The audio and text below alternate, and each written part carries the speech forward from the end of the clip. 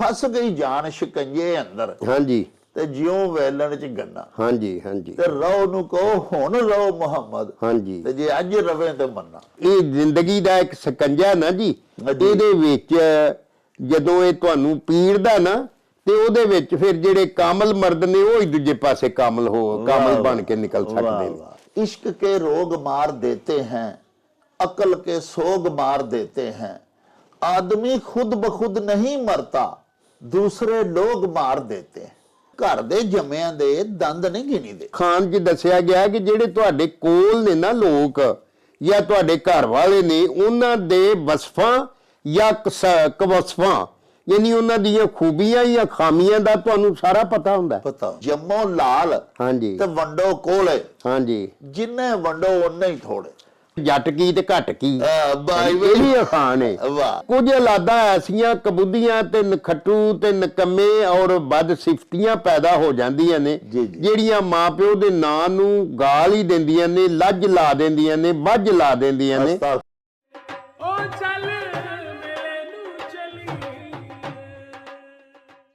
बिस्मिल्लाहिर्रहमानिर्रहीम। शुरू खुदा दे नामों जिसदा जोड़ जवाब न कोई, जिसदी रहमत बख्शिश वाला अंत हिसाब न कोई। दुनिया भर विच वसन वाले पंजाबीओ ते साडे प्यारे वेखण वालिओ, अस्सलामु अलैकुम, सत श्री अकाल, नमस्कार ते ढेर ढेर सलामा।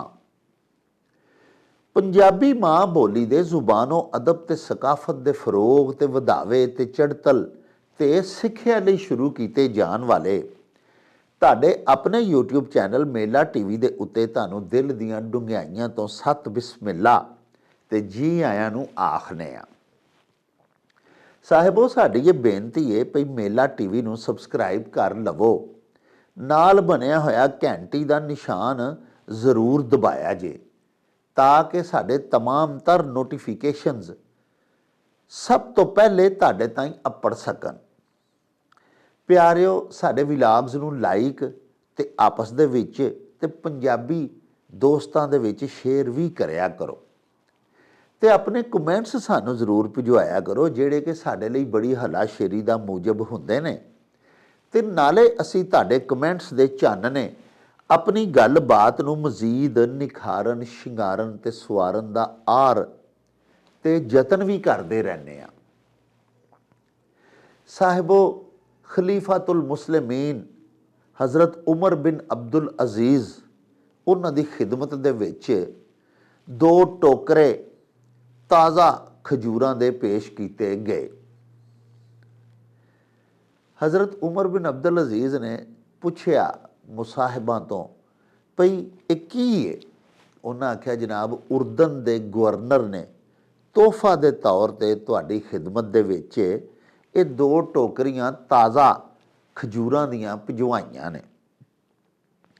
हज़रत उमर बिन अब्दुल अजीज़ ने पूछया भी कौन लैके आया? उन्हें आख्या जी लैके ते कोई नहीं आया, सरकारी डाक जिन्हां सवारियां दे उत्ते आउंदी है ਇਹ ਉਹਨਾਂ ਸਵਾਰੀਆਂ ਦੇ ਉੱਤੇ ਲਦਾ ਕੇ ਤੇ ਭਿਜਵਾਏ ਗਏ ਨੇ ਦੋਵੇਂ ਟੋਕਰੇ। ਪਿਆਰਿਓ ਉਦੋਂ ਊਂਠਾਂ ਘੋੜਿਆਂ ਤੇ ਡਾਕ ਆਉਂਦੀ ਸੀ, ਇੱਕ ਇਲਾਕੇ ਤੋਂ ਦੂਸਰੇ ਇਲਾਕੇ ਤੱਕ ਜਾਂਦੀ ਸੀ ਡਾਕ। ਤੇਜ਼ ਰਫ਼ਤਾਰ ਘੋੜੇ ਤੇ ਊਂਠ ਤੇ ਹੋਰ ਦੀਗਰ ਜ਼ਰਾਏ ਇਸਤੇਮਾਲ ਕੀਤੇ ਜਾਂਦੇ ਸਨ। ਇਹ ਗੱਡੀਆਂ ਕਾਰਾਂ ਤੇ ਹਾਲੀ ਇਜਾਦ ਹੀ ਨਹੀਂ ਸਨ ਹੋਈਆਂ।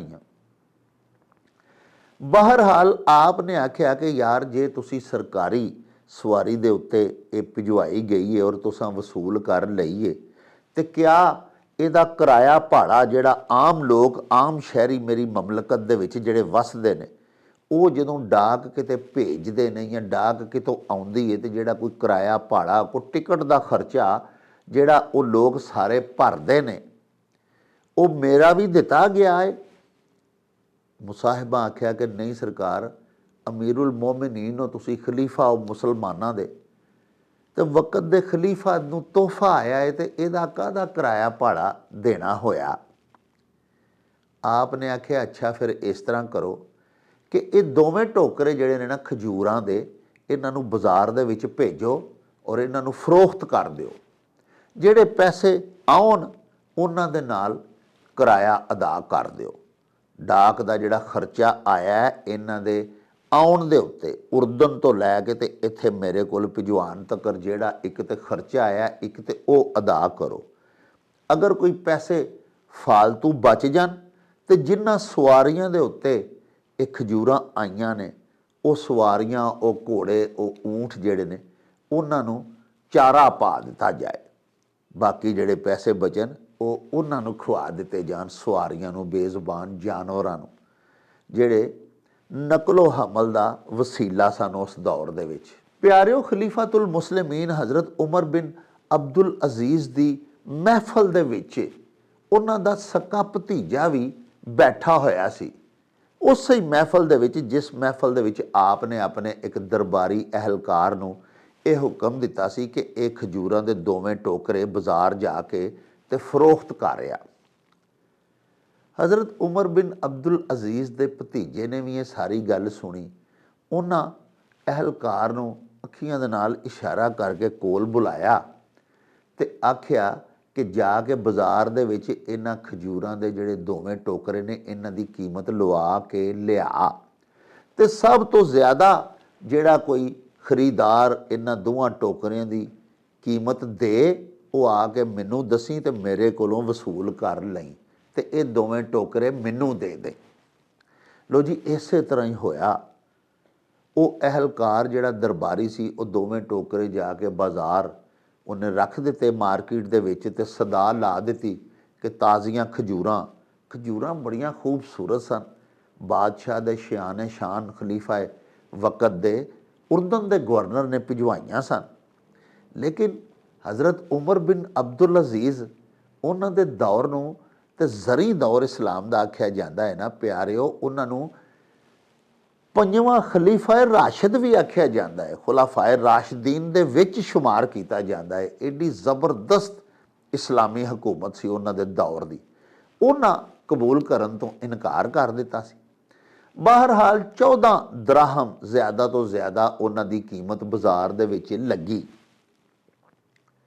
ਉਹ ਦਰਬਾਰ ਦੇ ਅਹਿਲਕਾਰ ਨੇ ਦੋਵੇਂ ਟੋਕਰੇ ਚੁੱਕੇ ਤੇ ਆ ਕੇ ਹਜ਼ਰਤ ਉਮਰ ਬਿਨ ਅਬਦੁਲ ਅਜ਼ੀਜ਼ ਜਿਹੜੇ ਖਲੀਫਾ ਸਨ ਮੁਸਲਮਾਨਾਂ ਦੇ, ਉਹਨਾਂ ਦੇ ਭਤੀਜੇ ਨੂੰ ਦੱਸਿਆ ਕਿ ਹਜ਼ੂਰ 14 ਦਿਰਹਮ ਜ਼ਿਆਦਾ ਤੋਂ ਜ਼ਿਆਦਾ ਮਿਲ ਰਹੇ ਨੇ ਇਹਨਾਂ ਦੋਵਾਂ ਟੋਕਰਿਆਂ ਦੇ। ਉਹਨਾਂ ਨੇ 14 ਦਿਰਹਮ ਅਹਿਲਕਾਰ ਨੂੰ ਦਿੱਤੇ ਤੇ ਆਖਿਆ ਜਾ ਕੇ ਇਹਨਾਂ ਨੂੰ ਖਜ਼ਾਨੇ 'ਚ ਜਮ੍ਹਾਂ ਕਰਾ, ਡਾਕ ਦਾ ਖਰਚਾ ਦੇ ਔਰ ਬਾਕੀ ਪੈਸੇ ਜੇ ਬਚਣ ਤੇ ਉਹ ਜਾਨਵਰਾਂ ਨੂੰ ਖਵਾ ਦੇਂ ਜਿਹੜੇ ਡਾਕ ਲੈ ਕੇ ਆਉਂਦੇ ਨੇ। ਦੋਵੇਂ ਟੋਕਰੇ ਖਜੂਰਾਂ ਦੇ ਉਹਨਾਂ ਆਪੂ ਲੈ ਲਏ। ਇੱਕ ਉਹਨਾਂ ਹਜ਼ਰਤ ਉਮਰ ਬਿਨ ਅਬਦੁਲ ਅਜ਼ੀਜ਼ ਨੂੰ ਭਿਜਵਾ ਦਿੱਤਾ ਖਲੀਫਾਤੁਲ ਮੁਸਲਿਮੀਨ ਨੂੰ, ਤੇ ਇੱਕ ਉਹ ਆਪਣੇ ਘਰ ਲੈ ਗਏ। ਜਿਸ ਵੇਲੇ ਟੋਕਰਾ ਹਜ਼ਰਤ ਉਮਰ ਦੀ ਖਿਦਮਤ ਦੇ ਵਿੱਚ ਫੇਰ ਗਿਆ ਖਜੂਰਾਂ ਵਾਲਾ, ਤੇ ਉਹਨਾਂ ਪਛਾਣ ਲਿਆ। ਉਹਨਾਂ ਆਖਿਆ, ਯਾਰ ਇਹ ਫੇਰ ਟੋਕਰਾ ਤੁਸਾਂ ਲੈਣ ਦਾ। ਉਹ ਫਿਰ ਅਹਿਲਕਾਰ ਨੇ ਸਾਰੀ ਗੱਲ ਸੁਣਾਈ ਕਿ ਹਜ਼ੂਰ ਇਹਨਾਂ ਨੂੰ ਫਰੋਖਤ ਕੀਤਾ ਗਿਆ ਹੈ, ਤੁਹਾਡੇ ਭਤੀਜੇ ਨੇ ਹੁਣ ਖਰੀਦੀਆਂ ਨੇ। ਇੱਕ ਟੋਕਰਾ ਉਹ ਆਪ ਲੈ ਗਏ ਨੇ, ਇੱਕ ਉਹਨਾਂ ਆਖਿਆ ਜਾ ਕੇ ਮੇਰੇ ਚਾਚਾ ਜੀ ਦੀ ਖਿਦਮਤ ਦੇ ਵਿੱਚ ਪੇਸ਼ ਕਰ ਦਿਓ। ਹਜ਼ਰਤ ਉਮਰ ਬਿਨ ਅਬਦੁਲ ਅਜ਼ੀਜ਼ ਬੜੇ ਖੁਸ਼ ਹੋਏ। ਉਹਨਾਂ ਆਖਿਆ, ਹਾਂ ਹੁਣ ਇਹ ਮੇਰੇ ਵਾਸਤੇ ਜਾਇਜ਼ ਨੇ ਔਰ ਹਲਾਲ ਨੇ। ਤੋਹਫਾ ਵੀ ਭਾਵੇਂ ਆਵੇ, ਲੇਕਿਨ ਸਰਕਾਰੀ ਵਸਾਇਲ ਦਾ ਇਸਤੇਮਾਲ ਹੋਇਆ ਖਲੀਫਾ ਦੇ ਨਾਂ ਤੇ ਬਗੈਰ ਕਿਰਾਏ ਭਾੜੇ ਤੋਂ, ਕਿਉਂ ਐਸਾ ਕੀਤਾ ਗਿਆ? ਇਹ ਐਡਾ ਖੂਬਸੂਰਤ ਤੋਹਫਾ ਜਿਹੜਾ ਕਿ ਬੜੇ ਪਿਆਰ ਤੇ ਖਲੂਸ ਨਾਲ ਮੈਨੂੰ ਕਿਸੇ ਸੱਜਣ ਭੇਜਿਆ ਸੀ, ਉਹਨੇ ਇਹਦੇ ਵਿੱਚ ਕਰਪਸ਼ਨ ਦੀ ਮਿਲਾਵਟ ਕਰਕੇ, ਯਾਨੀ ਅਦਮ ਅਦਾਇਗੀ ਕਿਰਾਏ ਭਾੜੇ ਦੀ ਕਰਕੇ ਇਹਨੂੰ ਨਾਜਾਇਜ਼ ਔਰ ਹਰਾਮ ਕਰ ਦਿੱਤਾ ਸੀ ਮੇਰੇ ਵਾਸਤੇ। ਹੁਣ ਇਹ ਮੇਰੇ ਵਾਸਤੇ ਜਾਇਜ਼ ਵੀ ਹੈ ਔਰ ਹਲਾਲ ਵੀ ਹੈ। ਪਿਆਰਿਓ, ਇਹ ਸਨ ਸਾਡੇ ਇਸਲਾਫ। ਤੇ ਅਸੀਂ ਅੱਜ ਕੱਲ੍ਹ ਆਪਣੇ ਆਲੇ ਦੁਆਲੇ ਧਿਆਨ ਮਾਰਨੇ ਆ ਤੇ ਜਿਸ ਕਦਰ ਬੇਦਰੇਗ ਸਰਕਾਰੀ ਵਸਾਇਲ ਦਾ ਇਸਤੇਮਾਲ ਸਾਡੇ ਬਰਸਰੇ ਇਕਤਦਾਰ ਤਬਕੇ ਵੱਲੋਂ ਕੀਤਾ ਜਾ ਰਿਹਾ ਹੈ, ਜਿਸ ਕਦਰ ਬੇਤਹਾਸ਼ਾ ਸਰਕਾਰੀ ਵਸਾਇਲ ਦਾ ਇਸਤੇਮਾਲ ਤੇ ਲੁੱਟ ਮਾਰ ਸਾਡੀ ਬਿਊਰੋਕ੍ਰੇਸੀ ਕਰਦੀ ਹੈ, ਦੀਗਰ ਸਾਡੇ ਸਰਕਾਰੀ ਅਹੁਦੇਦਾਰਾਨ ਕਰਦੇ ਨੇ। ਜਦੋਂ ਅਸੀਂ ਉਹ ਹਰਕਤਾਂ ਉਹਨਾਂ ਦੀਆਂ ਵੇਖਦੇ ਹਾਂ ਤੇ ਆਪਣੇ ਇਸਲਾਫ ਦੇ ਕਾਰ ਹਾਏ ਜ਼ਰੀ ਆਪਣੇ ਸਾਹਮਣੇ ਦੁਹਰਾਉਂਦੇ ਹਾਂ ਤੇ ਯਾਦ ਕਰਦੇ ਹਾਂ ਤੇ ਸਾਡਾ ਸਿਰ ਸ਼ਰਮ ਨਾਲ ਝੁਕ ਜਾਂਦਾ। ਦੇਖੋ ਸਾਡੇ ਵੱਡੇ ਕੀ ਸਨ ਤੇ ਅਸੀਂ ਅੱਜ ਕੱਲ੍ਹ ਕੀ ਕਰ ਰਹੇ ਹਾਂ। ਇਹ ਸਭ ਤੋਂ ਵੱਡੀਆਂ ਰੁਕਾਵਟਾਂ ਨੇ ਸਾਡੇ ਪਿਆਰੇ ਦੇਸ਼ ਦੀ ਤਰੱਕੀ ਨਾ ਹੋਣ ਦੇ ਅੱਗੇ।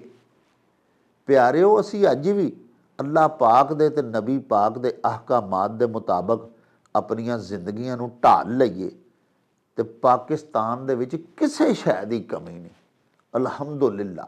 ਲੇਕਿਨ ਸਰਕਾਰੀ ਖਜ਼ਾਨੇ ਵੀ ਬੇਦਰੇਗ ਲੁੱਟੇ ਜਾ ਰਹੇ ਨੇ ਔਰ ਅਵਾਮੀ ਕੌਮੀ ਦੌਲਤ ਜਿਹੜੀ ਹੈ ਉਹ ਚੰਦ ਹੱਥਾਂ ਦੇ ਵਿੱਚ ਮਰਕੂਜ਼ ਹੋ ਕੇ ਰਹਿ ਗਈ ਹੋਈ ਹੈ। ਉਹਦਾ ਇਸਤੇਮਾਲ ਹੀ ਗੈਰ ਇਸਲਾਮੀ ਤਰੀਕਿਆਂ ਨਾਲ ਕੀਤਾ ਜਾ ਰਿਹਾ ਹੈ ਔਰ ਲੁੱਟ ਮਾਰ ਦਾ ਇੱਕ ਸਮਾਂ ਹਰ ਪਾਸੇ ਵੇਖਣ ਨੂੰ ਸਾਨੂੰ ਨਜ਼ਰ ਆਉਂਦਾ ਹੈ। ਪਿਆਰਿਓ, ਇਸ ਗੱਲ ਨੂੰ ਇੱਥੇ ਹੀ ਰੋਕ ਕੇ, ਕਿਉਂਕਿ ਜੇ ਦੁਖੜੇ ਫੋਲਦੇ ਜਾਈਏ ਤੇ ਫਿਰ ਤੇ ਲੰਮੇ ਹੀ ਹੁੰਦੇ ਜਾਣਗੇ, ਆਓ ਚਲੀਏ ਤੁਹਾਨੂੰ ਨਾਲ ਲੈ ਕੇ ਬਾਬਾ ਜੀ ਇਹਸਾਨ ਬਾਜਵਾ ਹੋਰਾਂ ਦੀ ਖਿਦਮਤ ਦੇ ਵਿੱਚ। ਉੱਥੇ ਤੁਹਾਡੇ ਭਿਜਵਾਏ ਹੋਏ ਅਖਾਣ ਉਹਨਾਂ ਦੇ ਹਜ਼ੂਰ ਬਿਆਨ ਕਰਾਂਗੇ, ਮਤਲਬ ਬਾਬਾ ਜੀ ਕੋਲੋਂ ਜਾਣਾਂਗੇ ਤੇ ਬਾਕੀ ਗੱਲਾਂ ਬਾਤਾਂ, ਬਾਕੀ ਵਿਚਾਰ ਵੀ ਉੱਥੇ ਹੀ ਚੱਲ ਕੇ ਤੁਹਾਡੇ ਨਾਲ ਸ਼ੇਅਰ ਕਰਾਂਗੇ। ਆਓ ਸਾਡੇ ਨਾਲ।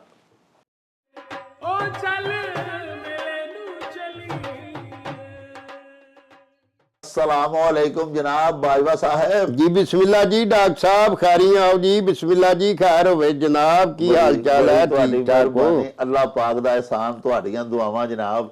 ते बाजवा साहब, अज जनाब साडा जिहड़ा पहला अखान है ना जी, प्रोग्राम दा शुरू करदे हैं जी जी जी चौधरी जुवेद इकबाल कालू साहब जी जी जी जनरल मैनेजर ने जेड़े उकाड़ा हाँ जी बाबा फरीद शुगर बाबा फरीद शुगर मिलदे। हाँ जी हाँ जी ਤੁਹਾਨੂੰ ਤਾਂ ਪਤਾ, ਤੁਹਾਡੇ ਬੇਲੀ ਵੀ ਨੇ ਤੇ ਸਾਡੇ ਬੜੇ ਪੱਕੇ ਜਨਾਬ ਦਰਸ਼ਕ ਨੇ। जी जी जी ਅੱਜ ਕੱਲ ਕ੍ਰਸ਼ਿੰਗ ਸੀਜ਼ਨ ਹੈ ਤੇ ਅੱਜ ਕੱਲ ਦੱਸਦੇ ਨੇ ਬਈ ਚੌਧਰੀ ਸਾਹਿਬ ਕਿ ਦਿਨ ਰਾਤ ਜਨਾਬ गन्ने पीड़ रहे हैं तो जनाब रौ निकल रही है तो चीनी बन रही है। हाँ जी हाँ जी हाँ जी। तो वो मैनू जनाब अज एक खान भी याद आया तो चौधरी साहब की मंग भी है।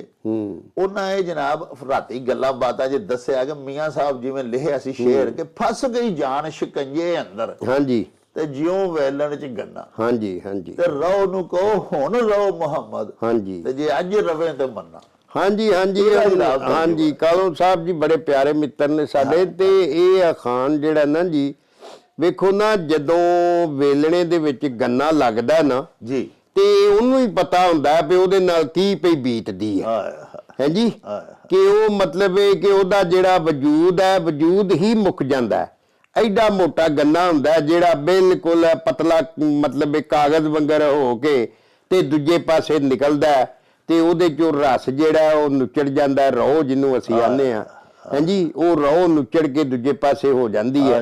तो मियाँ साहब ਦਾ ਮਤਲਬ ਹੈ ਕਿ ਜ਼ਿੰਦਗੀ ਜਿਹੜੀ ਹੈ ਨਾ, ਫਸ ਗਈ ਜਾਨ ਸ਼ਿਕੰਜੇ ਅੰਦਰ, ਕਿ ਸ਼ਿਕੰਜੇ ਦੇ ਵਿੱਚ ਜਿਹੜੀ ਜ਼ਿੰਦਗੀ ਹੈ ਇਨਸਾਨ ਦੀ ਇਸ ਤਰ੍ਹਾਂ ਫਸ ਗਈ ਹੈ ਹਾਂਜੀ, ਕਿ ਜਿਵੇਂ ਮਤਲਬ ਵੇਲਣੇ ਦੇ ਵਿੱਚ ਗੰਨਾ ਦਿੱਤਿਆ ਜਿਹੜਾ ਹਾਲ ਹੁੰਦਾ ਹੈ ਗੰਨੇ ਦਾ ਉਹ, ਤੇ ਇਹ ਜਿਹੜਾ ਫਸਾ ਹੈ ਇਹਦੇ ਅੰਦਰ ਜਿਹੜਾ ਜੀਵਨ ਦੀ ਰਸ ਹੈ, ਜਿਹੜਾ ਜੀਵਨ ਦਾ ਰਸ ਹੈ, ਜਿਹੜੀ ਜੀਵਨ ਦੀ ਰੋਹ ਹੈ ਹਾਂਜੀ, ਉਹਨੂੰ ਹੁਣ ਆਖਮਲ ਵਿੱਚ ਰਵੇ ਹਾਂਜੀ, ਤੇ ਜੇ ਹੁਣ ਰਵੇ ਤੇ ਫਿਰ ਮੈਂ ਇਹਨੂੰ ਮੰਨਾਂਗਾ ਹਾਂਜੀ ਕਿ ਤੂੰ ਵਈ ਬਈ ਪੂਰੇ ਕੋਈ ਦਿਨਾਂ ਦਾ ਜਾਮੇ ਤੇ ਮਰਦੇ ਕਾਮਲ ਨੇ, ਮਰਦੇ ਮੋਮਨ ਨੇ, ਔਰ ਮਰਦੇ ਮੋਮਨ ਨੂੰ ਤੇ ਕੁਝ ਨਹੀਂ ਨਾ ਹੁੰਦਾ ਹਾਂਜੀ। ਤੋ ਇਹ ਤੇ ਆਮ ਬੰਦਿਆਂ ਵਾਸਤੇ ਉਹਨਾਂ ਨੇ ਗੱਲ ਕੀਤੀ ਹੈ ਕਿ ਜਿਹੜਾ ਇਹ ਜ਼ਿੰਦਗੀ ਦਾ ਇੱਕ ਸਕੰਜਾ ਨਾ ਜੀ, ਇਹਦੇ ਵਿੱਚ ਜਦੋਂ ਇਹ ਤੁਹਾਨੂੰ ਪੀੜਦਾ ਨਾ ਤੇ ਉਹਦੇ ਵਿੱਚ ਫਿਰ ਜਿਹੜੇ ਕਾਮਲ ਮਰਦ ਨੇ ਉਹ ਹੀ ਦੂਜੇ ਪਾਸੇ ਕਾਮਲ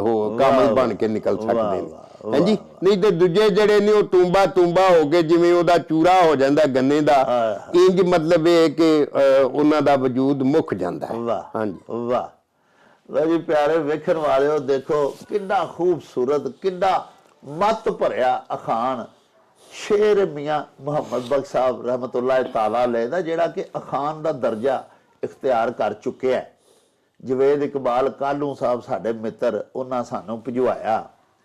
ਪਿਆਰਿਓ ਇਹ ਸ਼ਿਕੰਜਾ ਜਿਹੜਾ ਨਾ ਜੀ, ਫਸ ਗਈ ਜਾਨ ਸ਼ਿਕੰਜੇ ਅੰਦਰ ਜਿਉਂ ਵੇਲਣ ਚ ਗੰਨਾ, ਇਹ ਤੇ ਮਿਸਾਲ ਹੈ ਨਾ ਕਿ ਬੰਦੇ ਦੀ ਜਾਨ ਹਯਾਤੀ ਦੇ ਸ਼ਿਕੰਜੇ ਦੇ ਵਿੱਚ ਇਸ ਤਰ੍ਹਾਂ ਫਸੀ ਹੈ ਜਿਵੇਂ ਵੇਲਣੇ 'ਚ ਗੰਨਾ ਫਸਿਆ ਹੁੰਦਾ। ਠੀਕ ਹੈ ਜੀ, ਇਹ ਬੜੀ ਸੋਹਣੀ ਬਾਜਵਾ ਸਾਹਿਬ ਗੱਲ ਸੁਣਾਈ ਕਿ ਜਿਵੇਂ ਉਹ ਨਪੀੜ ਕੱਤਦਾ, ਇਧਰੋਂ ਐਡਾ ਮੋਟਾ ਗੰਨਾ ਪਾਈਦਾ ਤੇ ਉਧਰੋਂ ਛਿੱਲੜ ਬਣ ਕੇ ਤੇ ਕਾਗਜ਼ ਵਾਂਗੂ ਬਣ ਕੇ ਬਾਹਰ ਨਿਕਲ ਜਾਂਦਾ, ਸਾਰਾ ਰਸ ਉਹਦਾ ਨਿਕਲ ਗਿਆ ਹੁੰਦਾ। ਇੱਕ ਤੇ ਵਾਕਈ ਇਨਸਾਨੀ ਹਯਾਤੀ ਜਿਹੜੀ ਏ, ਇਹਦੇ ਵਿੱਚ ਜ਼ਿੰਦਗੀ ਨੂੰ ਗੁਜ਼ਾਰਦੇ ਆਂ, ਬਿਤਾਉਂਦੇ ਆਂ, ਸ਼ਬੋ ਰੋਜ਼ ਕੱਟਦੇ ਆਂ, ਆਲਾ ਦੁਆਲਾ ਪਾਲਦੇ ਆਂ, ਧੀਆਂ ਪੁੱਤਰ ਬਾਲ ਬੱਚਾ, ਦੁਨੀਆਦਾਰੀਆਂ, ਜ਼ਿੰਮੇਦਾਰੀਆਂ। ਇੱਕ ਬੜਾ ਹੀ ਪਿਆਰਾ ਸ਼ੇਰ ਯਾਦ ਮੈਨੂੰ ਆਇਆ, इश्क के रोग मार देते हैं, अकल के सोग मार देते हैं, आदमी खुद ब खुद नहीं मरता, दूसरे लोग मार देते हैं। प्यारे ਜਿਹੜੇ ਮੁਤਅਲਕੀਨ ਹੁੰਦੇ ਨੇ, ਜਿਹੜੇ ਲੱਗਦੇ ਲਾਣੇ ਹੁੰਦੇ ਨੇ, ਬੰਦਾ ਉਹਨਾਂ ਨੂੰ ਹੀ ਪਾਲਦਾ, ਆਪੂ ਜ਼ਿੰਦਗੀ ਤੋਂ ਹੱਥ ਧੋ ਬੈਂਦਾ। ਇਹ ਨਹੀਂ ਸੋਚਦਾ ਮੈਂ ਆਪਣੇ ਅੱਗੇ ਲਈ ਕੁਝ ਕਰਾਂ। ਇਹ ਜਿਹੜਾ ਮੀਆਂ ਸਾਹਿਬ ਦਾ ਸ਼ੇਰ ਹੈ, ਇਹਦੇ ਵਿੱਚ ਆਲਮੇ ਨਜ਼ਾ ਦਾ ਵੀ ਵੇਖੋ ਕਿੱਡਾ ਖੂਬਸੂਰਤ ਬਿਆਨ ਹੈ। ਇਹ ਜਾਨ ਕਨੀ ਦਾ ਜਿਹੜਾ ਆਲਮ ਹੈ ਨਾ, ਉਹ ਬਿਆਨ ਕੀਤਾ ਗਿਆ ਵੀ ਫਸ ਗਈ ਜਾਨ ਸ਼ਿਕੰਜੇ ਅੰਦਰ, ਜਿਉਂ ਵੇਲਣ 'ਚ ਗੰਨਾ। ਹੁਣ ਦੇਖੋ ਨਾ, ਜਦੋਂ ਗੰਨਾ ਵੇਲਣੇ 'ਚ ਆ ਜਾਂਦਾ ਨਾ, ਤੇ ਉਹਦੇ ਪਿਛਾਂ ਵਾਪਸ ਆਉਣ ਦੀ ਦੁਨੀਆ 'ਚ ਕੋਈ ਸੂਰਤ ਨਹੀਂ ਰਹਿੰਦੀ। ਉਹਨੇ ਹੁਣ ਅਗਾਂ ਹੀ ਜਾਣਾ ਹੁੰਦਾ। ਵੇਲਣਾ ਚੱਲ ਰਿਹਾ, ਉਹਨੇ ਹੁਣ ਅਗਾਂ ਜਾਣਾ ਹੁੰਦਾ। ਉੱਥੇ ਕੋਈ ਵਸ ਲਾ ਰਵੇ ਨਾ, ਰੱਬ ਦਾ ਹੁਕਮ ਹੋਵੇ ਤੇ ਉੱਥੋਂ ਬਚ ਜਾਏ ਜਾਂ ਪਿਛਾਂ ਆ ਜਾਵੇ, ਅਦਰਵਾਈਜ਼ ਕੋਈ ਦੁਨੀਆ ਦੀ ਤਾਕਤ ਉਹਨੂੰ ਪਿਛਾਂ ਨਹੀਂ ਲਿਆ ਸਕਦੀ। ਜਿਸ ਵੇਲੇ ਬੰਦੇ ਦੀ ਵੀ ਮੌਤ ਦਾ ਅੱਲਾਹ ਪਾਕ ਵੱਲੋਂ ਹੁਕਮ ਸਾਦਰ ਹੋ ਗਿਆ ਹੁੰਦਾ ਪਿਆਰਿਓ, ਉਸ ਵੇਲੇ ਫਿਰ ਉਹਨੂੰ ਇਜ਼ਰਾਈਲ ਦੇ ਮੂੰਹ ਚੋਂ ਕੌਣ ਕੱਢ ਕੇ ਲਿਆ ਸਕਦਾ? ਉਹਨੇ ਫਿਰ ਅਗਾਂ ਹੀ ਜਾਣਾ ਹੁੰਦਾ। ਡਾਢੇ ਕੀਤਾ ਛੱਡ ਵੇੜਿਆ, ਕੀ ਕਰ ਰਾਖਾਂ ਛੱਡ ਵੇੜਿਆ, ਇਹ ਕੈਫੀਅਤ ਬਣ ਜਾਂਦੀ ਹੈ। ਉੱਥੇ ਜਾਨ ਨਹੀਂ ਫਿਰ ਛੁੱਟ ਸਕਦੀ। ਤੇ ਸਾਹਿਬੋ ਦੇਖੋ ਤੁਸੀਂ ਕਿ ਕਿੱਡੇ ਕਿੱਡੇ ਵੱਡੇ ਸਬਕ ਭੋਲੇ ਭਾ, ਕਿੱਡੇ ਆਸਾਨ ਪੰਜਾਬੀ ਦੇ ਲਫ਼ਜ਼ਾਂ ਦੇ ਵਿੱਚ ਸਾਡੇ ਸੂਫੀਆ ਨੇ ਦਿੱਤੇ ਨੇ ਸਾਨੂੰ। ਦੁਨੀਆ ਦਾ ਕੋਈ ਲਿਟਰੇਚਰ ਐਸੇ ਇੱਕ ਸ਼ੇਰ ਦਾ ਮੁਤਬਾਦਲ ਨਹੀਂ ਹੋ ਸਕਦਾ। ਮੈਂ ਕਹਿੰਦਾ ਕਿ ਮੇਰਾ ਐਲਾਨ ਹੈ, ਕੋਈ ਬੜਾ ਵੱਡਾ ਅੰਗਰੇਜ਼ੀ ਦਾਨ, ਕੋਈ ਬੜਾ ਵੱਡਾ ਫਾਰਸੀ ਦਾਨ, ਕੋਈ ਬੜਾ ਵੱਡਾ ਅਰਬੀ ਦਾਨ, ਇੱਕ ਮੈਨੂੰ ਇੰਜ ਦਾ ਸ਼ੇਰ ਮੀਆਂ ਮੁਹੰਮਦ ਬਖਸ਼ ਵਰਗਾ ਪੰਜਾਬੀ ਦਾ ਜਿਵੇਂ ਸਾਦਾ ਜਿਹਾ ਸਾਡੇ ਬਾਬੇ ਲਿਖਿਆ, ਕੋਈ ਸਾਨੂੰ ਜ਼ਰੂਰ ਘੱਲੇ। ਅਸੀਂ ਇਨਸ਼ਾਅੱਲਾ ਉਹਦੇ ਮਸ਼ਕੂਰ ਵੀ ਹੋਵਾਂਗੇ, ਸਾਡੇ ਇਲਮ ਵਿੱਚ ਇਜ਼ਾਫਾ ਵੀ ਹੋਏਗਾ। ਲੇਕਿਨ ਸਾਨੂੰ ਪਤਾ ਕਿ ਕਿਸੇ ਦੁਨੀਆ ਦੇ ਲਿਟਰੇਚਰ ਵਿੱਚ ਉਹ ਗੱਲਾਂ ਹੀ ਨਹੀਂ ਜਿਹੜੀਆਂ ਮੀਆਂ ਸਾਹਿਬ ਨੇ ਜਾਂ ਸਾਡੇ ਦੀਗਰ ਸੂਫੀਆ ਨੇ, ਦੇਸ਼ ਪੰਜਾਬ ਦੇ ਲੇਖਕਾਂ ਨੇ, ਲਿਖਾਰੀਆਂ ਨੇ ਲਿਖੀਆਂ। ਆਪਣੇ ਪਿਆਰਿਓ, ਇਸ ਦੇਸ਼ ਪੰਜਾਬ ਦੇ ਵਿਰਸੇ ਤੇ ਮਾਣ ਕਰਿਆ ਕਰੋ। ਬਾਜਵਾ ਸਾਹਿਬ ਡਾਕਟਰ ਮੁਹੰਮਦ ਅਜ਼ੀਮ ਸਾਹਿਬ ਜੀ ਜੀ ਸਾਡੇ ਬੜੇ ਪਿਆਰੇ ਵੇਖਣ ਵਾਲੇ ਨੇ ਜੀ। ਜੀ ਜੀ ਜੀ ਉਹਨਾਂ ਅਖਾਣ ਭਿਜਵਾਇਆ ਜੀ ਕਿ ਘਰ ਦੇ ਜੰਮਿਆਂ ਦੇ ਦੰਦ ਨਹੀਂ ਗਿਣੀਦੇ। ਹਾਂਜੀ, ਇਹਦਾ ਮਤਲਬ ਇਹ ਕਿ ਇਹ ਖਾਨ ਮਤਲਬ ਇਹ ਕਿ ਇਹਦੀ ਦੂਜੀ ਸੂਰਤ ਇਹ ਵੀ ਹੈ ਕਿ ਘਰਦਿਆਂ ਜੰਮਿਆਂ ਦੇ ਦੰਦ ਨਹੀਂ ਗਿਣੀ ਦੇ ਵਰੇ ਹੀ ਗਿਣੇ ਹੁੰਦੇ ਨੇ। ਅੱਛਾ ਹਾਂਜੀ, ਅੱਛਾ ਦੇਖੋ ਨਾ, ਘਰ ਦਾ ਜਿਹੜਾ ਬੱਚਾ ਜੰਮਦਾ ਉਹਦਾ ਤੇ ਪਤਾ ਸਾਨੂੰ ਕਿੰਨੇ ਸਾਲਾਂ ਦਾ ਹੋ ਗਿਆ। ਦੰਦ ਗਿਣਨ ਤੋਂ ਮੁਰਾਦ ਇਹ ਕਿ ਦੰਦ ਗਿਣ ਕੇ ਪਤਾ ਲੱਗਦਾ ਬੱਚਾ ਕਿੰਨੇ ਸਾਲਾਂ ਦਾ ਹੋ ਗਿਆ। ਹਾਂਜੀ, ਮਤਲਬ ਇਹ ਕਿ ਪਹਿਲਾਂ ਵੇਖੋ ਨਾ, 2 ਦੰਦ ਕੱਢਦਾ ਬੱਚਾ, ਜਿਹੜਾ ਜਿਸ ਤਰ੍ਹਾਂ ਡੰਗਰ ਵੀ ਜਿਹੜੇ ਨੇ ਦੋਂਦਾ ਲੱਗਦਾ, ਫਿਰ ਮੱਝਾਂ ਜਿਹੜੀ ਚੌਗੀ ਲੱਗਦੀ ਹੈ, ਫਿਰ ਛਿੱਗੀ ਲੱਗੀ, ਜਦੋਂ 6 ਦੰਦ ਬਣ ਜਾਣ, ਹਾਂਜੀ, ਫਿਰ ਉਹਨੂੰ ਥੋੜਾ ਜਿਹਾ ਜਵਾਨੀ ਵਾਲੇ ਪਾਸੇ ਕਦਮ ਜਿਹੜਾ ਨਾ ਉਹਦਾ ਆ ਜਾਂਦਾ। ਤੋ ਇਸ ਤਰ੍ਹਾਂ ਹੀ ਜਿਹੜੇ ਬੱਚਾ ਉਹਦੇ ਪਹਿਲਾਂ 2 ਦੰਦ ਹੀ ਨਿਕਲਦੇ ਨੇ, ਫਿਰ ਉਹ ਹੌਲੀ ਹੌਲੀ ਮਤਲਬ ਇਹ ਨਿਕਲਦੇ ਨੇ। ਤੇ ਉਹ ਇਹਦੇ ਚ ਖਾਨ ਚ ਦੱਸਿਆ ਗਿਆ ਕਿ ਜਿਹੜੇ ਤੁਹਾਡੇ ਕੋਲ ਨੇ ਨਾ ਲੋਕ ਜਾਂ ਤੁਹਾਡੇ ਘਰ ਵਾਲੇ ਨੇ, ਉਹਨਾਂ ਦੇ ਵਸਫਾਂ ਜਾਂ ਕਵਸਫਾਂ, ਯਾਨੀ ਉਹਨਾਂ ਦੀਆਂ ਖੂਬੀਆਂ ਜਾਂ ਖਾਮੀਆਂ ਦਾ ਤੁਹਾਨੂੰ ਸਾਰਾ ਪਤਾ ਹੁੰਦਾ। ਹਾਂਜੀ, ਔਰ ਉਹਦੇ ਵਿੱਚ ਕੋਈ ਓਲਾ ਜਾਂ ਛੱਪਾ ਨਹੀਂ ਹੁੰਦਾ, ਸਾਰਾ ਕੁਝ ਤੁਹਾਨੂੰ ਪਤਾ ਹੁੰਦਾ ਹੈ ਕਿ ਮੇਰੀ ਔਲਾਦ, ਮੇਰਾ ਭਰਾ, ਮੇਰੇ ਘਰ ਦੇ ਜੀ, ਇਹਨਾਂ ਦੇ ਚੱਜਣ ਚਾਲੇ ਕਿਹੋ ਜਿਹਾ ਨੇ, ਇਹਨਾਂ ਦਾ ਬੋਲ ਬੁਲਾਰਾ ਜਾਂ ਕਿਸ ਤਰ੍ਹਾਂ ਦਾ, ਇਹਨਾਂ ਦਾ ਸੁਭਾਅ ਕਿਵੇਂ ਦਾ। ਹਾਂਜੀ, ਇਸ ਵਾਸਤੇ ਉਹਦੇ ਬਾਰੇ ਤੇ ਮਤਲਬ ਸਾਨੂੰ ਸਾਲ ਗਿਣਨ ਦੀ, ਸਾਲ ਦਾ ਵੀ ਪਤਾ ਹੁੰਦਾ, ਇਸ ਵਾਸਤੇ ਦੰਦ ਗਿਣਨ ਦੀ ਲੋੜ ਹੀ ਨਹੀਂ, ਸਾਰਾ ਸਾਨੂੰ ਉਹਦੇ ਬਾਰੇ ਚ ਪਤਾ ਹੁੰਦਾ। ਓਲਾ ਛੱਪਾ ਤੇ ਕਿਸੇ ਓਮੀ ਬੰਦੇ ਦਾ, ਕਿਸੇ ਓਪਰੇ ਬੰਦੇ ਦਾ ਹੋ ਸਕਦਾ। ਹਾਂਜੀ, ਉਹਨੇ ਕੋਈ ਆਪਣਾ ਕੋਈ ਭਰੇਵਾ ਹੋਰ ਬਦਲਿਆ ਹੋਵੇ, ਕੋਈ ਮਤਲਬ ਇਹ ਕਿ ਇਹ ਵੁਲਫ ਇਨ ਸ਼ੀਪਸ ਕਲਾਥਿੰਗ ਹੋਵੇ। ਹਾਂਜੀ, ਲੇਕਿਨ ਘਰਦਿਆਂ ਦੇ ਬਾਰੇ ਚ ਕੋਈ ਭੁਲੇਖਾ ਨਹੀਂ ਲੱਗ ਸਕਦਾ, ਘਰ ਵਾਲਿਆਂ ਦਾ ਤੇ ਪਤਾ ਹੁੰਦਾ। ਬਿਲਕੁਲ ਇਸ ਤਰ੍ਹਾਂ ਹੀ। ਹਾਂਜੀ ਹਾਂਜੀ ਲਓ ਜੀ ਸਾਹਿਬੋ, ਡਾਕਟਰ ਅਜ਼ੀਮ ਸਾਹਿਬ ਨੇ ਜਿਹੜਾ ਅਖਾਣ ਭਿਜਵਾਇਆ ਸੀ ਭਈ ਘਰਦਿਆਂ ਜੰਮਿਆਂ ਦੇ ਦੰਦ ਨਹੀਂ ਗਿਣੀ ਦੇ, ਉਹ ਬਾਈਵਾ ਸਾਹਿਬ ਵੇਖੋ ਕਿੰਨਾ ਸੋਹਣਾ ਨਖੇੜਾ ਕੀਤਾ। ਅਸਲ ਵਿੱਚ ਨਾ ਜੀ ਦੰਦ ਗਿਣਨ ਨਾਲ ਬੰਦੇ ਦੀ ਉਮਰ ਦਾ ਪਤਾ ਲੱਗਦਾ, ਜਾਂ ਕਿਸੇ ਜਾਨਵਰ ਨੂੰ ਖਰੀਦਣ ਲੱਗਿਆਂ ਵੀ ਜਦੋਂ ਅਸੀਂ ਵੱਡੀ ਈਦ ਆਉਂਦੀ ਹੈ, ਈਦ ਕੁਰਬਾਨ ਤੇ ਈਦ ਉਲ ਅਜ਼ਹਾ ਜਿਹਨੂੰ ਅਸੀਂ ਆਖਦੇ ਆ, ਤੇ ਅਸੀਂ ਜਾਨਵਰ ਜਦੋਂ ਲੈਣ ਜਾਂਦੇ ਆ ਤੇ ਅਸੀਂ ਪੁੱਛਨੇ ਆ ਵਪਾਰੀ ਨੂੰ, ਵੇਚਣ ਵਾਲੇ ਨੂੰ, ਕਿ ਭਾ ਇਹ ਲੇਲਾ ਜਿਹੜਾ ਜਾਂ ਇਹ ਵੱਛਾ, ਇਹ ਬੱਕਰਾ, ਜਿਹੜਾ ਵੀ ਅਸੀਂ ਜਾਨਵਰ ਕੁਰਬਾਨੀ ਦਾ ਖਰੀਦਣਾ ਹੁੰਦਾ, ਅਸੀਂ ਉਹਨੂੰ ਪੁੱਛਨੇ ਆ ਕਿ ਇਹ ਮੂੰਹੋਂ ਕਿਵੇਂ, ਯਾਨੀ 2 ਦੰਦ ਵਾਲਾ, 4 ਦੰਦਾਂ ਵਾਲਾ, ਉਹਨੂੰ ਚੌਗਾ ਆਖਦੇ ਨੇ, ਫਿਰ 6 ਦੰਦਾਂ ਵਾਲਾ ਹੋ ਜਾ ਉਹਨੂੰ ਛਿੱਗਾ ਆਖਦੇ ਨੇ, ਉਹ ਭਰਪੂਰ ਜਵਾਨ ਹੋ ਜਾਂਦਾ ਹੈ ਜੀ, ਉਹਦਾ ਜ਼ਰਾ ਗੋਸ਼ਤ ਵੀ ਥੋੜਾ ਜਿਹਾ ਸਖਤ ਹੋ ਜਾਂਦਾ। ਤੇ ਦੋਂਦਾ, ਇੱਕ ਤਾਂ ਦੋਂਦੇ ਤੋਂ ਜੇ ਘੱਟ ਹੋਵੇ ਨਾ ਜੀ, ਉਹਨੂੰ ਆਖਦੇ ਨੇ ਖੀਰਾ, ਉਹ ਤੇ ਲੱਗਦਾ ਹੀ ਨਹੀਂ ਨਾ, ਉਹ ਕੁਰਬਾਨੀ ਦੇ ਕਾਬਲ ਨਹੀਂ ਹੁੰਦਾ। ਦੋਂਦੇ ਤੋਂ ਸ਼ੁਰੂ ਹੁੰਦੀ ਹੈ ਕੁਰਬਾਨੀ, ਤੇ ਉਹਦਾ ਸਭ ਨਾਲੋਂ ਅੱਛਾ ਗੋਸ਼ਤ ਹੁੰਦਾ, ਲਜ਼ੀਜ਼ ਹੁੰਦਾ। ਇਹ ਮੈਂ ਗੱਲ ਇਸ ਵਾਸਤੇ ਕੀਤੀ ਕਿ ਦੰਦਾਂ ਤੋਂ ਕਿਸੇ ਜਾਨਵਰ ਦੀ, ਕਿਸੇ ਬੰਦੇ ਦੀ ਉਮਰ ਦਾ ਪਤਾ ਲੱਗ ਜਾਂਦਾ। ਜਿਵੇਂ ਬਾਜਵਾ ਸਾਹਿਬ ਦੱਸਿਆ ਵੀ ਨਿੱਕਾ ਜਿਹਾ ਬਾਲ ਜਦੋਂ ਦੰਦ ਰੱਖਦਾ, ਪਹਿਲੇ ਨਿੱਕੇ ਨਿੱਕੇ 2 ਦੰਦ ਸਾਹਮਣੇ ਵਾਲੇ ਕੱਢਦਾ, ਫਿਰ ਹੌਲੀ ਹੌਲੀ 4 ਹੁੰਦੇ ਨੇ, ਫਿਰ ਥੋੜੀ ਜੀ ਉਮਰ ਉਹਦੀ ਵੱਧਦੀ ਹੈ ਤੇ ਫਿਰ ਉਹ ਦੁੱਧ ਦੇ ਦੰਦ ਜਿਹਨੂੰ ਅਸੀਂ ਆਖਦੇ ਆ ਉਹ ਡਿੱਗ ਵੀ ਜਾਂਦੇ ਨੇ, ਫਿਰ ਬੱਚਾ ਮਾਸ਼ਾਅੱਲਾ ਪੱਕੇ ਦੰਦ ਕੱਢ ਲੈਂਦਾ।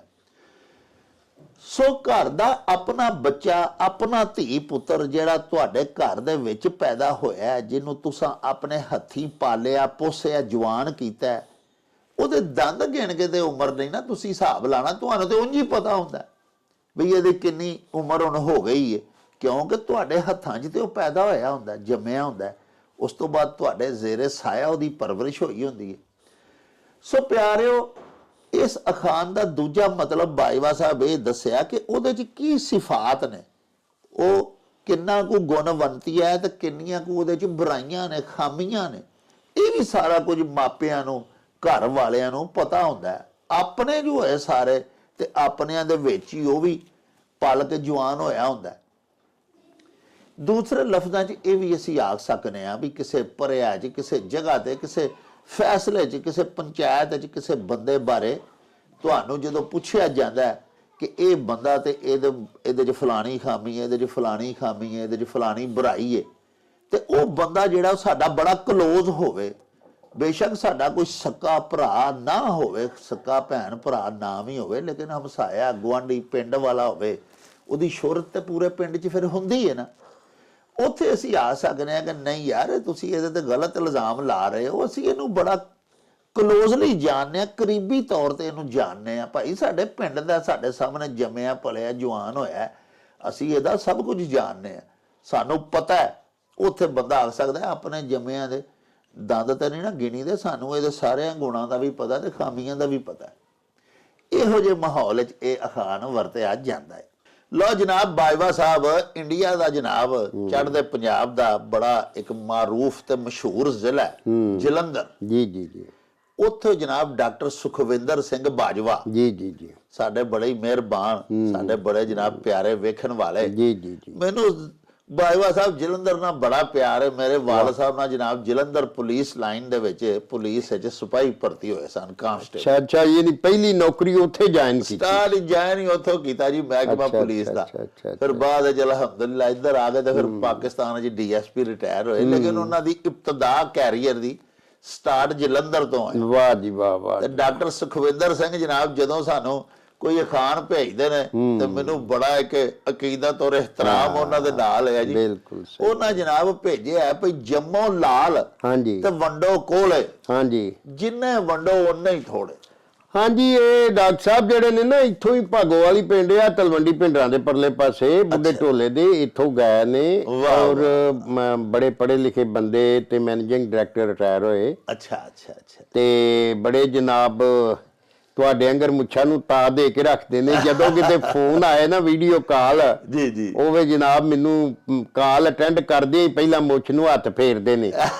ਹਾਂਜੀ, ਤੇ ਉਹਨਾਂ ਨੇ ਫਿਰ ਜੱਟ ਕੀ ਤੇ ਘੱਟ ਕੀ, ਇਹ ਵੀ ਅਖਾਣ ਹੈ, ਵਾਹ, ਜੱਟ ਕੀ ਤੇ ਘੱਟ ਕੀ। ਹਾਂਜੀ, ਤੇ ਇਹ ਅਕਸਰ ਹੀ ਉਹ ਬੋਲਦੇ ਰਹਿੰਦੇ ਨੇ ਤੇ ਗੱਲ ਇਹ ਬੜੇ ਪਿਆਰ ਕਰਨ ਵਾਲੇ ਜੀ ਨੇ ਜੀ ਜੀ ਤੇ ਇਹ ਜਿਹੜਾ ਖਾਨ ਹੈ ਨਾ ਇਹਦੇ ਚ ਦੱਸਿਆ ਗਿਆ ਹੈ ਅਸਲ ਚ ਜੁਗਤ ਕੀਤੀ ਗਈ ਹੈ ਜੀ ਜਿਹੜੀ ਭੈੜੀ ਔਲਾਦ ਹੈ ਵੇਖੋ ਨਾ ਜੀ ਹਰ ਸਾਰੇ ਮਾਪਿਆਂ ਦੀ ਇਹ ਸੱਧਰ ਹੁੰਦੀ ਹੈ ਰੀਝ ਹੁੰਦੀ ਹੈ ਇੱਛਾ ਹੁੰਦੀ ਹੈ ਕਿ ਸਾਡੇ ਘਰ ਚੰਗੇ ਬੱਚੇ ਪੈਦਾ ਹੋਣ ਜਿਹੜੇ ਮਾਂ-ਪਿਓ ਦੇ ਨਾਂ ਨੂੰ ਰੋਸ਼ਨ ਕਰਨ ਵਾਹ ਹਾਂਜੀ ਵਾਹ ਵਾਹ ਤੇ ਕਮ ਸੇ ਕਮ ਜੇ ਰੋਸ਼ਨ ਨਾ ਵੀ ਕਰਨ ਤੇ ਜਿੰਨਾ ਕੁ ਹੈ ਉਹ ਜਲਾ ਤੇ ਨਾ ਗਵਾ ਦੇਣ ਉਹਨਾਂ ਕੁ ਤੇ ਗੱਲ ਬਣੀ ਰਹੇ ਵਾਹ ਜਿੰਨੀ ਕੁ ਗੱਲ ਬਣੀ ਹੈ ਉਨੀ ਕੁ ਬਣੀ ਰਹੇ ਬਣੀ ਲੇਕਿਨ ਕੁਝ ਔਲਾਦਾਂ ਐਸੀਆਂ ਕਬੂਦੀਆਂ ਤੇ ਨਖੱਟੂ ਤੇ ਨਕੰਮੇ ਔਰ ਬਦਸਿਫਤੀਆਂ ਪੈਦਾ ਹੋ ਜਾਂਦੀਆਂ ਨੇ ਜਿਹੜੀਆਂ ਮਾਪਿਓ ਦੇ ਨਾਂ ਨੂੰ ਗਾਲ ਹੀ ਦਿੰਦੀਆਂ ਨੇ ਲੱਜ ਲਾ ਦਿੰਦੀਆਂ ਨੇ ਬੱਜ ਲਾ ਦਿੰਦੀਆਂ ਨੇ ਹਾਂਜੀ ਔਰ ਉਹ ਜਿਹੜੇ ਜਦੋਂ ਉਹਨਾਂ ਦੇ ਉੱਤੋਂ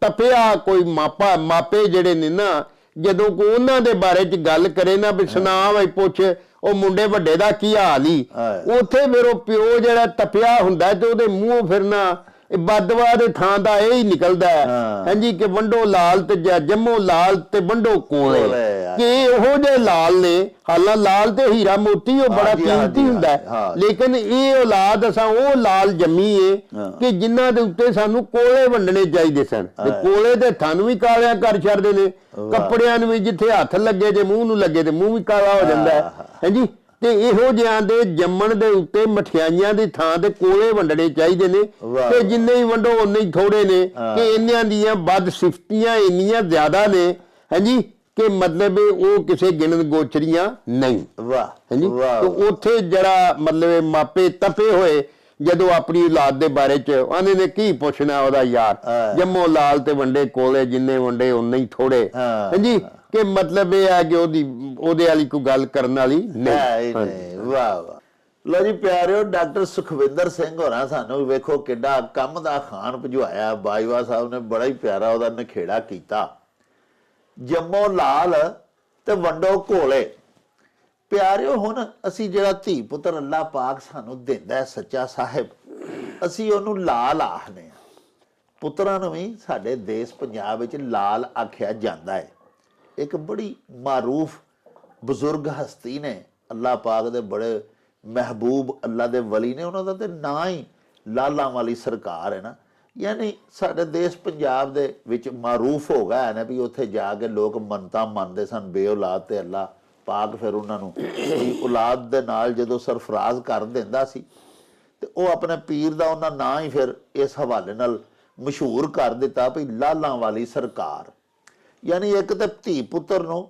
ਜਿਹੜਾ ਅੱਲਾਹ ਪਾਕ ਔਲਾਦ ਸਾਨੂੰ ਦਿੰਦੀ ਉਹਨੂੰ ਲਾਲ ਆਖਿਆ ਜਾਂਦਾ ਹੈ ਦੂਜਾ ਤੁਸੀਂ ਦੇਖੋ ਕਿ ਜੰਮੋ ਲਾਲ ਤੇ ਵੰਡੋ ਕੋਲੇ ਜਿਹੜਾ ਲਾਲ ਹੁੰਦਾ ਨਾ ਜੀ ਜਿਹਨੂੰ ਲਾਲ ਬਦਖਸ਼ਾਂ ਵੀ ਅਸੀਂ ਆਖਦੇ ਹਾਂ ਸਭ ਤੋਂ ਖੂਬਸੂਰਤ ਔਰ ਕੀਮਤੀ ਬਦਖਸ਼ਾਂ ਦਾ ਉਸ ਏਰੀਏ ਦੇ ਵਿੱਚ ਪਾਏ ਜਾਣ ਵਾਲੇ ਲਾਲ ਹੁੰਦੇ ਨੇ ਉਹ ਵੀ ਕਾਰਬਨ ਦੀ ਹੋਈ ਇੱਕ ਤਰੱਕੀ ਯਾਫਤਾ ਸ਼ਕਲ ਹੁੰਦੀ ਹੈ ਕੋਇਲੇ ਤੋਂ ਹੀ ਲਾਲ ਬਣ ਜਾਂਦਾ ਜ਼ਮੀਨ ਦੀਆਂ ਗਹਿਰਾਈਆਂ ਦੇ ਵਿੱਚ ਦੱਬਿਆ ਹੋਇਆ ਮਾਹਿਰੀਨ ਰਾਜ਼ੀਆਤ ਜਿਹੜੇ ਨੇ ਸਾਇੰਟਿਸਟ ਜਿਹੜੇ ਨੇ ਸਾਰੇ ਇਹ ਉਹਨਾਂ ਸਾਨੂੰ ਦੱਸੀਆਂ ਨੇ ਗੱਲਾਂ ਹੁਣ ਵੇਖੋ ਬਾਜਵਾ ਸਾਹਿਬ ਕਿੰਨੀ ਪਿਆਰੀ ਗੱਲ ਕੀਤੀ ਕਿ ਕਿੰਨੇ ਚਾਅ ਤੇ ਕਿੰਨੀਆਂ ਹੀ ਖੁਸ਼ੀਆਂ ਮਨਾਈਆਂ ਗਈਆਂ ਜਦੋਂ ਅੱਲਾਹ ਪਾਕ ਸਾਨੂੰ ਪੁੱਤਰ ਦਿੱਤਾ ਤੇ ਕਿੰਨੀਆਂ ਫਿਰ ਆਸਾਂ ਤੇ ਕਿੰਨੀਆਂ ਸਦਰਾਂ ਵੀ ਉਹਦੇ ਨਾਲ ਵਾਬਸਤਾ ਹੋ ਗਈਆਂ ਕਿ ਅੱਲਾਹ ਪਾਕ ਕਰਮ ਕਰੇਗਾ ਜਿਸ ਸਾਈਂ ਨੇ ਪੁੱਤਰ ਦਿੱਤਾ ਹੈ ਇਹ ਇਨਸ਼ਾਅੱਲਾ ਜਦੋਂ ਜਵਾਨ ਹੋਏਗਾ ਤੇ ਨੇਕ ਨਾਮ ਹੋਵੇਗਾ ਸਾਡੇ ਨਾਂ ਨੂੰ ਜਿੱਥੇ ਤੱਕ ਅਸਾਂ ਪਹੁੰਚਾਇਆ ਉੱਥੋਂ ਅਗਾਂਹ ਲੈ ਕੇ ਸਾਡੇ ਨਾਂ ਨੂੰ ਰੋਸ਼ਨ ਕਰੇਗਾ ਉੱਥੋਂ ਸਾਡੀ ਗੱਲਬਾਤ ਨੂੰ ਸਾਡੇ ਮਰਤਬੇ ਨੂੰ ਸਾਡੀ ਇੱਜ਼ਤ ਆਬਰੂ ਨੂੰ ਵਧਾਏਗਾ ਹੋਰ ਅਗਾਂਹ ਨੂੰ ਲੈ ਕੇ ਜਾਏਗਾ ਤੇ ਪਿਆਰਿਓ ਜੇ ਬਦਕਿਸਮਤੀ ਦੇ ਨਾਲ ਉਹ ਅਜਿਹਾ ਪੁੱਤਰ ਜੰਮ ਪਵੇ ਜਿਹੜਾ ਪਿਓ ਦਾਦੇ ਪੜਦਾਦੇ ਦੇ ਨਾਂ ਨੂੰ ਲੀਕ ਲਾ ਛੱਡੇ ਤੇ ਫਿਰ ਪਿਆਰਿਓ ਉਹ ਕੋਲਾ ਬਾਜਵਾ ਸਾਹਿਬ ਜਿਵੇਂ ਦੱਸਿਆ ਵੀ ਕੋਲਿਆਂ ਦੇ ਵਪਾਰ 'ਚ ਵੀ ਸਾਡਾ ਪੰਜਾਬੀ ਦਾ ਹੀ ਅਖਾਣ ਹੈ ਨਾ ਜੀ ਕੋਲਿਆਂ ਦੇ ਕਾਰੋਬਾਰ 'ਚ ਹੱਥ ਮੂੰਹ ਕਾਲਾ ਹੀ ਹੁੰਦਾ ਹੈ ਹੁਣ ਲਾਲ ਸਮਝ ਕੇ ਤੇ ਜੰਮਿਆ ਸੀ ਆਖਦੇ ਵੀ ਉਹਨੂੰ ਲਾਲ ਹੀ ਰਹੇ ਜਦੋਂ ਵੱਡਾ ਹੋਇਆ ਤੇ ਉਹਨੇ ਕੋਲਿਆਂ ਦਾ ਸਮਝ ਲਓ ਵਣਜ ਸ਼ੁਰੂ ਕਰ ਲਿਆ ਤੇ ਆਪਣਾ ਵੀ ਮੂੰਹ ਕਾਲਾ ਤੇ ਸਾਡਾ ਵੀ ਮੂੰਹ ਕਾਲਾ ਕਰ ਛੱਡਿਆ ਅਜੇ ਨਾ ਖਲਫ ਧੀ ਪੁੱਤਰ ਦੇ ਵਾਸਤੇ ਜਿਹੜਾ ਕਿ ਕਪੁੱਤਰ ਹੋ ਜਾਵੇ ਉਹਨੂੰ ਫਿਰ ਆਖਿਆ ਜਾਂਦਾ ਹੈ ਵੀ ਜੰਮੋ ਲਾਲ ਤੇ ਵੰਡੋ ਕੋਲੇ ਜਿੰਨੇ ਵੰਡੋ ਉਨੇ ਹੀ ਥੋੜੇ। ਵੀ ਇਹ ਹਰ ਵੇਲੇ ਕੋਈ ਮੌਕਾ ਜਾਨ ਨਹੀਂ ਦਿੰਦਾ ਖਾਨਦਾਨ ਦੀ, ਮਾਂ ਪਿਓ ਦੀ ਬੇਇੱਜ਼ਤੀ ਕਰਾਉਣ ਦਾ, ਔਰ ਨੱਕ ਨਮੂਦ ਸਾਡਾ ਇਹਨੇ ਫੜ ਕੇ ਖਤਮ ਕਰਕੇ ਰੱਖ ਦਿੱਤਾ ਹੈ। ਪਿਆਰਿਓ, ਇਹਦੇ ਨਾਲ ਹੀ ਸਾਡੇ ਇਸ ਵਿਲਾਗ ਦਾ ਸਮਾਂ ਬੀਤ ਗਿਆ ਹੈ ਜੀ। ਲੈ ਉਹ ਯਾਰ ਹਵਾਲੇ ਰੱਬ ਦੇ ਤੇ ਮੇਲੇ 4 ਦਿਨਾਂ ਦੇ। ਉਸ ਦਿਨ ਈਦ ਮੁਬਾਰਕ ਹੋਸੀ, ਜਿਸ ਦਿਨ ਫੇਰ ਮਿਲਾਂਗੇ। ਰੱਬ ਰਾਖਾ ਤੇ ਅੱਲਾ ਬੇਲੀ। ਉਹ ਚੱਲ ਮੇਲੇ ਨੂੰ ਚਲੀਏ।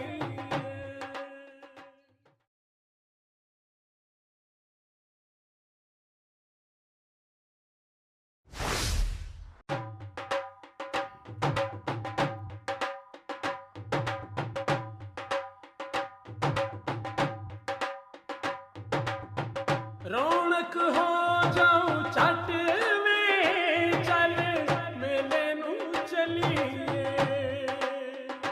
ਓ ਰੌਣਕ ਹੋ ਜਾਊ ਛੱਟ ਵੇ, ਚੱਲ ਮੇਲੇ ਨੂੰ ਚਲੀਏ। ਮੱਲਾ ਕੱਢ ਕੁੜਦੇ ਦੇ ਵੱਟ ਵੇ, ਚੱਲ ਮੇਲੇ ਨੂੰ ਚਲੀਏ। ਹਾਏ ਚੱਲ ਮੇਲੇ ਨੂੰ ਚਲੀਏ। ਓ ਚੱਲ ਮੇਲੇ ਨੂੰ ਚਲੀਏ।